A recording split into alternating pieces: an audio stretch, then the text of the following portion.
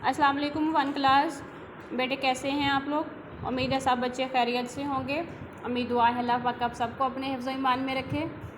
बेटे हमारे 2 लेक्चर हो गए हैं, आज हमारा 3rd लेक्चर है।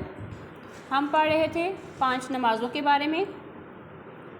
जैसा हमने पढ़ा था कि हम पर कितनी नमाज़ें फ़र्ज़ हैं, 5, और इन 5 नमाज़ों की अलग अलग टाइमिंग है। जैसे हमने पढ़ा था कि फ़जर की नमाज़ जो है वो हम सूरज निकलने से पहले पढ़ते हैं, ज़ोहर की नमाज़ हम दोपहर के वक्त पढ़ते हैं, और असर की नमाज़ थोड़ा दोपहर के बाद शाम के वक्त पढ़ते हैं जब सूरज थोड़ा ढल जाता है, और जब सूरज डूब जाता है फिर हम मगरिब की नमाज़ पढ़ते हैं, और रात को हम पढ़ते हैं इशा की नमाज़। जब अंधेरा होता है, आसमान पर चाँद सितारे निकल आते हैं, तब हम पढ़ते हैं इशा की नमाज़।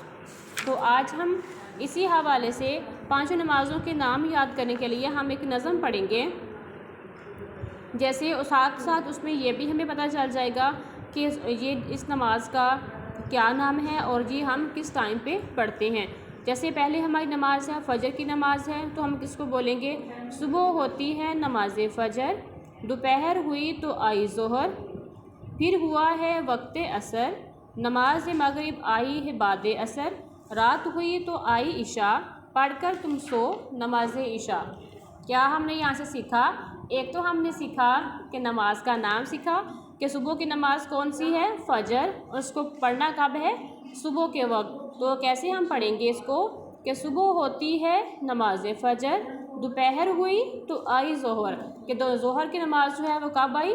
जब सूरज अच्छी तरह से निकल आया, दोपहर का वक्त हो गया, तो कौन सी नमाज आई? ज़ोहर की नमाज आई। फिर हम पढ़ेंगे असर के बारे में। फिर हुआ है वक्त असर, कि जब ज़ोहर का टाइम ख़त्म हो गया तो किस नमाज का वक्त हुआ? असर का। फिर हुआ है वक्त असर, नमाज मगरिब आई बाद असर, कि जब असर की नमाज का वक्त ख़त्म हो गया तो थोड़ा सूरज जो है वो डूब गया, शाम हो गई, तो फिर कौन सी नमाज का टाइम आया? मगरिब की नमाज का। रात हुई तो आई इशा, जब अंधेरा फैल गया, आसमान पर सितारे निकल आए, चाँद निकल आया, तो किस नमाज का टाइम हो गया? इशा का। तो फिर हम क्या करेंगे? कौन सी नमाज़ पढ़ेंगे? इशा की नमाज़ पढ़ेंगे। हम फिर पढ़ते हैं नज़म को।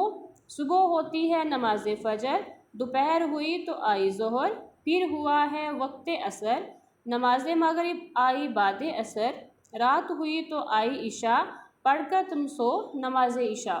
तो आप सब बच्चे भी नमाज़ पढ़कर सोया करें। वैसे भी रमज़ान अल मुबारक है, तो हर बच्चा कोशिश किया करे कि नमाज़ पढ़ के फ़जर की नमाज़ भी पढ़ा करे, ज़ोहर की नमाज़ भी पढ़ा करे, असर की भी, मगरिब की भी और इशा की भी। क्योंकि आपके घर में आपके जो पेरेंट्स हैं वो नमाज़ पढ़ते होंगे, तो आप भी साथ उनकी नमाज़ पढ़ा करें। इस तरह आपको नमाज़ों के नाम भी याद हो जाएंगे और ये भी पता चल जाएगा कि किस वक्त में हम कौन सी नमाज़ पढ़ते हैं। तो आप सब बच्चों ने इस नज़म को अच्छे तरीके से याद कर लेना है, नमाज़ों के नाम को भी याद कर लेना और इसके टाइमिंग को भी याद कर लेना, और अपना बहुत सारा ख्याल रखना। अल्लाह हाफिज़।